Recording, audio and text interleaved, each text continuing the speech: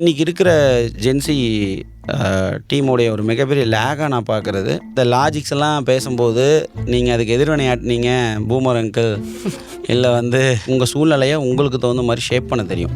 நீங்கள் ஒரு விஷயத்தை தப்பாக பண்ணிட்டீங்க, நீங்கள் ஒரு விஷயத்தில் சக்ஸஸ் பண்ண முடியல, லாஸ் ஆகிடுச்சுன்னா அது உங்களுக்கு மிகப்பெரிய லேர்னிங் ஆப்பர்ச்சுனிட்டி. நீங்கள் ஃபெயிலியரை ஃபேஸ் பண்ணி உங்கள் லைஃப்பை நீங்கள் கொண்டு போயிட்டுருக்கீங்க அப்படின்னா, நீச்சல் தெரிஞ்சதுக்கப்புறம் போட்டில் பயணம் பண்ணுற மாதிரி. ஆமாம், அப்போ கவுந்தாலும் உனக்கு பிரச்சனை கவுந்தானாலும் நீங்கள் நீந்தி கரையை சேர்ந்துருவீங்க. This is a life. இன்றைக்கி இருக்கிற ஜென்சி டீமோடைய ஒரு மிகப்பெரிய லேகாக நான் பார்க்குறது இந்த ஹேபிட்டல் லேக்கிங். ஹேபிட் லேக்கிங் அப்படிங்கிறது என்னென்னா, டுவர்ட்ஸ் டு தி க்ரோத் நோக்கி உங்கள்கிட்ட எந்த நல்ல பழக்கங்கள் இல்லை. ஸோ நான் இங்கே லெவல் 1 இருக்கேன் லைஃபு, நான் லெவல் 2 லெவல் 3க்கு கொண்டு போகிறதுக்கான ஹேபிட்ஸ் எல்லாம் உங்கள்கிட்ட என்ன இருக்குது, அது அவங்களே கேட்டுக்கணும். Yes sir. உங்ககிட்ட இருக்கிற பழக்கங்கள் நீங்கள் எழுதுங்க சார். நீங்கள் இவ்வளோ விஷயம் சொன்னீங்க, முயற்சியை உங்களோட பழக்கமாக நீங்கள் மாற்றணும். அது கன்சிஸ்டன்சியாக, அது மீன்ஸ் தான் கன்சிஸ்டன்சி. அப்போ தான் நீங்கள் இல்லை லைஃப்பில் அப் அண்ட் டவுன்ஸ் வரும். கண்டிப்பாக sir. So up and downs வரணும். அப்போ தான் நம்ம யாருன்னு நம்மளுக்கு தெரியும். கரெக்டாக. ஆமாம், நீங்கள் அப்போ தான் உங்கள் சூழ்நிலையை உங்களுக்கு தகுந்த மாதிரி ஷேப் பண்ண தெரியும். ஓகேங்க சார். இப்போது பிரச்சனை வருது, எனக்கும் வருது, உங்களுக்கு வருது. அதை எப்படி ஹேண்டில் பண்ணுறோம்? நான் வேறு மாதிரி ஹேண்டில் பண்ணுவேன், நீங்கள் வேறு மாதிரி ஹேண்டில் பண்ணுவீங்க. ஓகேங்க. இப்போ எனக்கு வந்த பிரச்சனையை நான் ஹேபிட் பண்ணுற ஸ்டைலை உங்களுக்கு சொல்லி யூஸ் இல்லை. உங்களுக்கு உங்களை ஓன் வே தெரியணும். ஓகே, ஆமாங்க சார். ஸோ இது எல்லாமே ஆப்பர்ச்சுனிட்டியாக யோசிங்க, வழியாக யோசிக்காதீங்க. ஆப்பர்ச்சுனிட்டியாக, ஐயோ நம்மளுக்கு பிரச்சனை வந்துருச்சே, ஐயோ நம்ம பிஸ்னஸில் தோத்துட்டுமே, அப்படியெல்லாம் யோசிக்கவே தேவையில்லை. அது உங்களுக்கு ஒரு லேர்னிங் ஒரு செஷனை கம்ப்ளீட் பண்ணியிருக்கீங்கன்னு அர்த்தம். ஓகேங்க. ஒரு ப்ராக்டிக்கல் லேர்னிங்கை லைஃப்பில் மறக்க முடியாத லேர்னிங் கடவுள் உங்களுக்கு ஒரு ஆப்பர்ச்சுனிட்டியாக கொடுத்துருக்காரு. ஓகே, ஆமாம். இதுக்கப்புறம் இதே மாதிரி பிரச்சனை இருந்துச்சுன்னா உங்களுக்கு ப்ராப்ளம் சால்வ் பண்ணுறது. ஆமாம், எப்பவுமே லேர்ன் ஃப்ரம் மிஸ்டேக்ஸ். இப்போ உங்களால் தோத்துட்டீங்க, நீங்கள் ஒரு விஷயத்தை தப்பாக பண்ணிட்டீங்க, நீங்கள் ஒரு விஷயத்தில் சக்ஸஸ் பண்ண முடியல, லாஸ் ஆகிடுச்சுன்னா அது உங்களுக்கு மிகப்பெரிய லேர்னிங் ஆப்பர்ச்சுனிட்டி. அது நீங்கள் ஒரு விஷயத்தை கற்றுருக்கிறீங்க, அந்த தோல்வியிலேருந்து என்னென்னலாம் நீங்கள் தெரிஞ்சிருக்கிறீங்கன்றது அது உங்களுக்கே தெரியாது. ஓகேங்க சார். ஸோ அது அடுத்த மாதிரியான ஒரு சுச்சுவேஷன் வரும்பொழுது அந்த எக்ஸ்பீரியன்ஸ் இருக்குது பார்த்தீங்களா சார், வேறு லெவலில் சப்போர்ட் பண்ணும் உங்களுக்கு. ஓகே, வேறு லெவலில் சப்போர்ட் பண்ணும். ஏன்னா உங்களுடைய சிந்தனை செயல் ஒருங்கிணைந்து செயல்படும். ஓகேங்க சார். புரியுதுங்களா? Yes sir. ஒன்றும் இல்லை, இப்போது ஃபஸ்ட்டு ஒரு சின்ன ஒரு மெழுகுவத்தி எரிஞ்சிட்ருக்கு. ஓகேங்க சார். ஒரு குழந்தை தவழ்ந்து போகுது. ஓகேங்க சார். அது என்ன பண்ணணும்னா ஆட்டோமேட்டிக்காக போய் அது என்னடா அது அழகாக இருக்கே பார்க்குறக்கு அப்படின்னு போய் அதை தொட்டுரும். எதை? மெழுகுவத்தி. அந்த தீயை தொட்டுரும். தொட்டுன்னு பொடார்னு சுட ஆரம்பிச்சிடும். அப்போ தான் டக்குன்னு எடுத்துரும், கை எடுக்கும். ஆனால் அடுத்த தடவை நீங்கள் போய் தொட சொல்லுங்கள், தொடாது. ஏன்னா அதுக்கு தெரிஞ்சு போச்சு. எஸ். ஸோ அப்போது இந்த மாதிரியான பல முயற்சிகள் லைஃப்பில் எடுக்கணும் நீங்கள், எதுக்காகவும் பயக்காமல். ஓகேங்க சார். அப்போ அதன் மூலம் இந்த கிடைக்கிற எக்ஸ்பீரியன்ஸ் இருக்குது பார்த்தீங்களா? ஓகே. அந்த எக்ஸ்பீரியன்ஸ் உங்களுக்கு பொறுமை, நிதானம், மெச்சூரிட்டி எல்லாத்தையும் க்ரியேட் பண்ணும். ஓகேங்க சார். இது வேறு யாராலையும் கொடுக்க முடியாது, உங்களோட தோல்வியால் மட்டும்தான் கொடுக்க முடியும். மெச்சூரிட்டி எல்லாமே. எஸ், மெச்சூரிட்டின்றது நீங்கள் அனுபவத்தின் மூலமாக மட்டுமே வரக்கூடிய ஒரு விஷயம். ஓகேங்க சார். அதை பார்த்தோ படித்தோ அப்படியெல்லாம் எனக்கு தெரிஞ்சு எந்த அளவில் அதெல்லாம் ஒருத்தர் சொல்லி கொடுத்தோ அதெல்லாம் வராது. ஓகேங்க சார். மெச்சூரிட்டின்றது உங்களுடைய வாழ்க்கை பாடத்துலேருந்து வரக்கூடியது. ஓகேங்க சார். அதே மாதிரி தான் உங்களுடைய இப்போ நீங்கள் ஒரு டைம் உங்களுக்கு அந்த மெச்சூரிட்டி, ஒரு டைம் அந்த எக்ஸ்பீரியன்ஸ் கிடச்சின்னு வச்சுக்கோங்க, அது லைஃப்பில் பல இடத்துல உங்களுக்கு ஹெல்ப் பண்ணிகிட்டே இருக்கும். ஓகேங்க சார். ஒரு டிசிஷன் மேக்கிங் ஆகட்டும், ஒரு விஷயத்தை அதுக்கப்புறம் இப்போ எல்லாம் எனக்கு நீங்கள் ஒரு ப்ராஜெக்டை பார்த்தாவே என்னால் என்ன செய்ய முடியும், அது ப்ராக்டிக்கலியும் ஒர்க் ஆகாதுன்றதை என்னால் அட்மோஸ்ட் ஒரு 50 to 60% எனக்கு அதை கேட்க தெரியும். ஓகே. அதாவது உங்களுக்கு ஃபஸ்ட்டு நல்ல கேள்விகளை முன்வைக்க தெரியும். Yes sir. ஃபஸ்ட்டு நல்ல கேள்விகள் தான் நல்ல விஷயங்களை உருவாக்கும். ஸோ அப்போ நல்ல கேள்வி கேட்க தெரியணும். ஓகே. Question knowledge. ஓகேங்க சார். உங்கள் 4 கொஸ்டின் கேட்டாவே நீங்கள் யாருன்னு தெரிஞ்சிடும். அப்போது அந்த கொஸ்டின் நல்ல தலை சிறந்த கேள்விகள் உங்கள் மனசுக்குள்ளே வரதுக்கு ரீசன் அந்த விஷயம் எல்லாமே தெரிஞ்சிருக்கணும். இன்னும் எக்ஸ்பீரியன்ஸ், நீங்கள் அந்த வாழ்க்கையில் எந்த அளவுக்கு பக்குவப்பட்டிருக்கீங்க, எந்த அளவுக்கு எக்ஸ்பீரியன்ஸ் உங்களுக்கு கிடச்சிருக்குது அப்படிங்கிறது தான் ரொம்ப ரொம்ப முக்கியமாக நான் பார்க்குறேன். ஓகேங்க சார். ஸோ அந்த ஒவ்வொரு அனுபவங்களையும் லவ் பண்ணுங்கள். தோல்வியை என்னை பொறுத்த வரைக்கும் பார்க்காம லவ் பண்ணி அதை அட்மிட் பண்ணுங்க.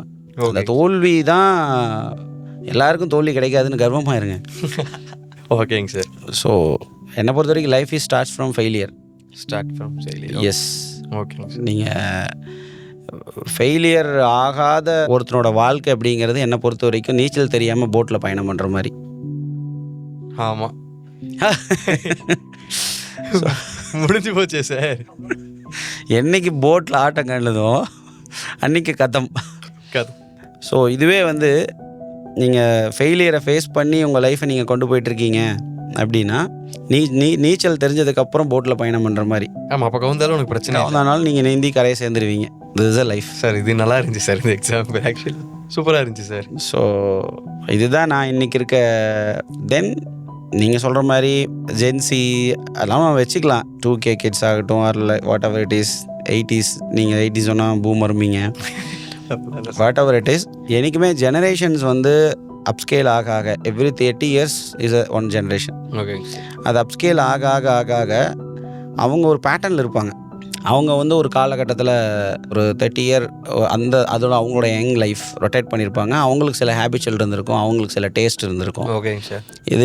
இது வந்து பரிணாமம் அடைஞ்சிட்டு தான் இருக்கும், மாடர்னைஸ் ஆகிட்டே தான் இருக்கும். ஓகேங்க சார். ஸோ இந்த cycle will be continued. Okay. So but the logic always is same. North south என்றைக்குமே மாறாது, ஈஸ்ட் வெஸ்ட் எதுவுமே மாறாது. அது மாதிரி தான் லைஃப்பில் சில லாஜிக்ஸ் இருக்குது, அதெல்லாம் என்றைக்குமே மாறாது. ஸோ அது மாதிரி தான் அந்த லைஃபோட சில லாஜிக்ஸை நீங்கள் ஃபஸ்ட்டு அக்செப்ட் பண்ணிக்கணும்.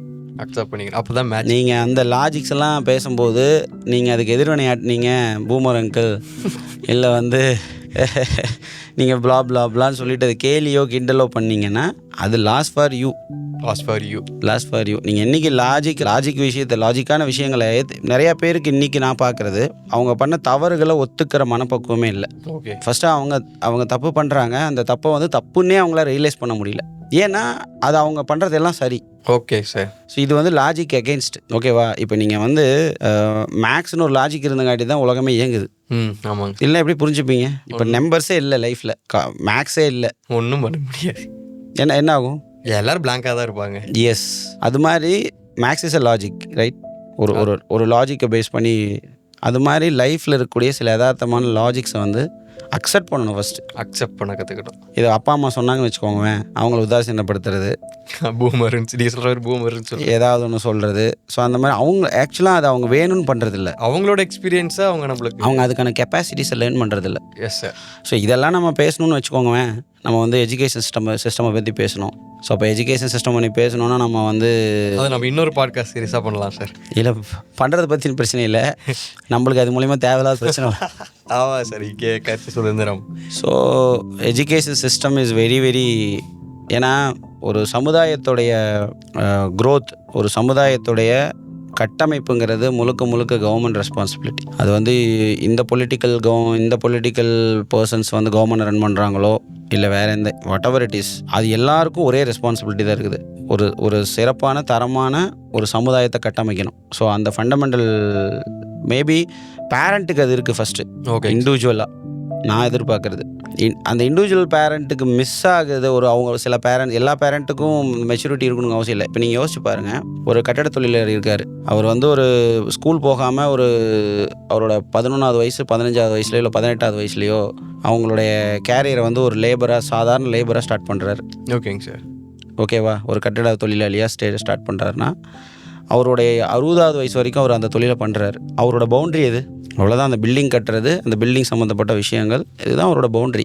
அப்போ அவங்களுக்கு பிறந்த ஒரு குழந்தைய பக்குவம், ஒரு பிஸ்னஸ் பக்குவத்திலையோ இல்லை ஒரு லாங் விஷனோ, ஒரு சொசைட்டி சிவிக் சென்ஸோ இல்லை வாட் எவர் இட் இஸ், நீங்கள் எந்த ஒரு சோசியல் ரெஸ்பான்சிபிலிட்டியோ இதெல்லாம் சேர்த்து அவங்களால வளர்க்க முடியுமா அப்படின்னு கேட்டால் there is a question mark. ஏன்னா அதுக்கான பக்குவம் ஃபஸ்ட்டு அவங்ககிட்டே இருக்காது. ஆமாம். இப்போ யாருக்கு இருக்கணும்? எல்லாருக்கும். கவர்மெண்ட்டுக்கு இருக்கணும். கவர்மெண்ட்டுக்கு. ஓகேங்க.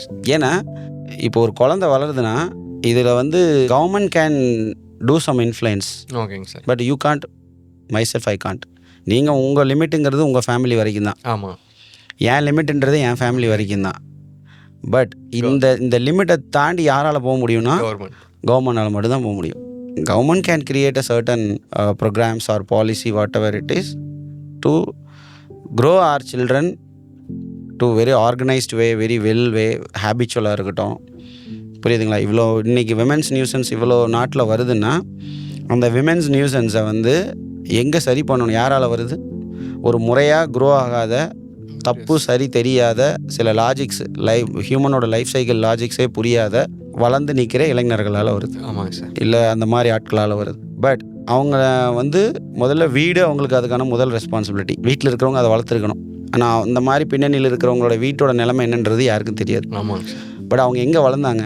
இந்த சொசைட்டியில் தான் வந்தாங்க. இந்த சொசைட்டியில் அவங்க கண்டிப்பாக ஏதோ ஒரு ஸ்கூலிங்காவது பண்ணியிருப்பாங்க. கண்டிப்பாக சார். ஜீரோ இன்றைக்கி யாருமே, ஏன்னா இன்றைக்கி வந்து கவர்மெண்ட்டோடைய ரூல் புக்லேயே இருக்குது, வி ஹாவ் டு என்ஷூர் இப்போ இத்தனை குழந்தைங்க இருக்காங்க அந்த ஏரியாவில்னா இவங்க எல்லாருமே வந்து இது ரிஜிஸ்டர் ஆகிருக்கணும். விச் மீன்ஸ் என்னென்னா அவங்க படிக்க போகிறாங்க, ஸ்கூலுக்கு போகிறாங்க, அதை எண்ணிக்கைன்னு சொல்லணும். நம்ம வந்து education counting. Okay. So education counting வந்து கவர்மெண்ட்டு அந்த ரெக்கார்டு இருக்குது. அதே மாதிரி எத்தனை பேர் வந்து இப்போ ஒவ்வொரு இயர் திருப்பி ஸ்கூல் ஆரம்பிக்கும் போதும் இந்த இப்போ 7th-லேருந்து 8th போகும்போது அந்த கவுண்ட் மேட்ச் ஆகணும். ஓகேங்க சார். யாராவது ஸ்டாப் ஆகிட்டாங்களா அப்படிங்கிறதெல்லாம் இன்றைக்கெல்லாம் பர்சனல் அட்டென்ஷன் எடுக்கிறாங்க. ஆனால் அது இதெல்லாம் பண்ணுறாங்க. பட் நான் என்ன சொல்கிறேன்னா, இதெல்லாம் அந்த ஹேபிச்சுவலுக்கு என்ன பண்ணுறாங்க அப்படிங்கிறது, ஒரு நல்ல ஒரு ஹெல்த்தியான ஆரோக்கியமான ஒரு கேரக்டர் ஒரு குழந்தைகிட்ட ஃபார்ம் ஆகிறதுக்கான ஸ்கூலில் என்னென்ன மாதிரியான ஸ்ட்ரக்சர் இருக்குங்கிறது there is a question mark. ஓகேங்க. ஒரு நம்பராக தான் போயிட்டுருக்கே தவிர டார்கெட்ன்றது இவ்வளோ குழந்தைகள் இருக்காங்க இந்த ஏரியாவில் எல்லோரும் ஸ்கூல் போகிறாங்களா அப்படிங்கிற ஒரு அட்டென்ஷன் இருக்குது. நான் இல்லைன்னு சொல்ல. ஓகேங்க சார். அதே மாதிரி 6th முடிச்சு ஒரு 7th முடிச்சு 8th அவங்களாம் திருப்பி வராங்களாங்கிறது அட்டென்ஷன் எடுக்கிறாங்க, பண்ணுறாங்க. நான் இல்லைன்னு சொல்ல. பட் இது எல்லாமே பண்ணுறது எதுக்காக? எண்ட் ஆஃப் த டே ஒரு நல்ல குவாலிட்டியான ஃபியூச்சர் எடுக்கிறதுக்காக, குவாலிட்டியான குழந்தைங்கள ஒரு சமுதாயத்தை உருவாக்குறதுக்காக. அந்த குவாலிட்டின்றதில் விட்டு அடிச்சிடுறாங்க. எல்லாம் வராங்களா போகிறாங்களாங்கிறத மட்டும் பார்க்குறதெல்லாம் ஒரு அரசுடைய பங்களிப்பு. Yes sir. அந்த எஜுகேஷன் சிஸ்டம் ஒரு 6th முடித்து 7th 8th வர ஒரு பையனுக்கு தெரியணும் ஒரு பெண்களோட மதிப்பு என்ன அப்படின்னு சொல்லி. கரெக்ட். அந்த பெண்களுக்கு தெரியணும் ஆண்களோட மதிப்பு என்ன அப்படிங்கிறது. ஸோ அப்போது ஒரு பெண்ணை காக்கிறது ஒரு ஆணுடைய பொறுப்புன்றது அங்கே ஒரு 7th 8th வந்திருக்கணும். ஸோ இதை தவற விட்டது யாரால்? இது யாருடைய பொறுப்பு? அந்த மாதிரியான எஜுகேஷன் சிஸ்டமுக்குள்ள நம்ம இருக்குமா அப்படிங்கிறதுனால கொஸ்டின் மார்க். இதெல்லாம் பண்ணாவே இன்றைக்கி நம்ம வந்து மற்ற கண்ட்ரிஸோட நம்ம கம்பேர் பண்ணுறோம் இல்லையா? Yes sir. நம்ம வந்து ஸ்டில் க்ரோயிங் கண்ட்ரிலேயே இருக்கிறோம். ஸ்ட்ரகிள் ஆகிட்டே இருக்குது. ஸோ இன்னுமே நம்மளால் கேட்ச் பண்ண முடியல. ஏன்னா வளர்ந்த நாடுகள் நம்ம ஒரு ஸ்டெப் வளர்ந்தா அவங்க 2 ஸ்டெப் வளர்றாங்க. ரொம்ப அட்வான்ஸ்டாக போகிறாங்க. ஸோ இது எல்லாமே நீங்கள் யாரை வச்சு சாதிக்க முடியும்? யங்ஸ்டர்ஸ், குழந்தைகளையும் இளைஞர்களை வச்சு தான் சாதிக்க முடியும். குழந்தைகளுக்கும் இளைஞர்களுக்கான ப்ரோக்ராம் உங்ககிட்ட ஸ்கீம்ஸ் எப்படி இருக்குது? ஜஸ்ட்டு ஒன்லி படித்தா மட்டும் போதுங்கிற ஸ்கீமை வச்சு இதெல்லாம் வந்து காமராஜர் காலத்தில் கிரியேட் பண்ண ஸ்கீம், அனைவருக்கும் கல்விங்கிறது. இன்றைக்கும் அதே தான் வச்சுட்டு இருக்காங்க. இப்போ அனைவருக்கும் தரமான கல்வி அதே தான் வைக்கிறாங்க. அந்த தரம்னா என்ன தரம் தெரியாது. அது சொல்ல what is mean by quality? அந்த தரம்ன்றது என்னது? So there is a question mark.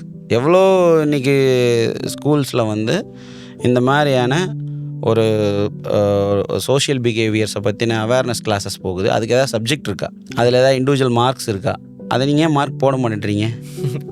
அதே 5 சப்ஜெக்ட் தான் இப்போவும் இருக்குது. எப்போது நீங்கள் 1937 எஜுகேஷன் சிஸ்டம் எனக்கு தெரிஞ்சு கவர்மெண்ட் ஃபார்ம் ஆகி கொண்டு வந்ததுலேருந்து, அதாவது சுதந்திரத்துக்கு 10 வருஷம் முன்னாடியிலேருந்து இப்போ வரைக்கும் அதே 5 சப்ஜெக்ட் தான் இருக்குது. Tamil, English, maths, science, social. Correct. ஏன் அதில் வந்து நீங்கள் வந்து சோஷியல் ஆக்டிவிட்டி பற்றின மார்க்கோ இல்லை ப்ராக்டிக்கல் மார்க்ஸோ சப்ஜெக்ட்ஸோ இல்லை? ஏன் வந்து ஒரு ஹேபிச்சுவல் ஒரு இண்டிவிஜுவல் ஹேபிச்சுவல் எப்படி இருக்குது, ஹேபிச்சுவல் ரேங்கிங் எப்படி இருக்குது, அதை பற்றின அட்டென்ஷன், அவங்க வந்து மற்றவங்கள ஒரு பெண்களை நடத்துகிற விதம், ஒரு பசங்க வந்து எப்படி ஒரு பெண்களை பார்க்கணும், ஸோ அதுக்கான ஒரு ப்ரோக்ராமிங் ஒரு எஜுகேஷன் சிஸ்டம் இல்லை, அதுக்கான மார்க்ஸ் இல்லை. அது எப்படி நான் தெரிஞ்சுக்கிறது? கரெக்ட். இந்த குழந்தை இந்த டுவர்ட்ஸ் சோஷியல் அட்டென்ஷன் இல்லை சிவிக் சென்ஸ் ஆகட்டும், இல்லை சோஷியல் அட்டென்ஷன் ஆகட்டும், இல்லை வந்து சக மனிதர்களை ரெஸ்பெக்ட் பண்ணுற ஒரு ஹேபிட் ஆகட்டும், இதெல்லாம் எங்கே மானிட்டர் பண்ணுறோம்? ஸ்கூல் தான்.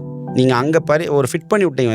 நீங்கள் இன்றைக்கி வந்து 12th முடிக்கும்போது த ஏஜ் அரௌண்ட் 18, 17, 18. நீங்கள் இந்த ஏஜில் government can take full control. நீங்கள் அங்கே விட்டுட்டு இப்போ அவங்களுக்கு நீங்கள் அதுக்கப்புறம், ஏன்னா அங்கே ஒரு குழந்தை பர்ஃபெக்டாக வளர்ந்துச்சுன்னு வச்சுக்கோங்க, இந்த சொசைட்டிக்கு வேணுங்கிற மாதிரி அடுத்த தலைமுறைக்கு நம்ம இந்தியாவை நெக்ஸ்ட் லெவலுக்கு எடுத்துகிட்டு போகிறதுக்கு தேவையான மாதிரி சிஸ்டம் இங்கே சரி பண்ணிட்டோம்னா மீதியெல்லாம் நம்ம எதையுமே கண்டுக்க தேவையில்லை.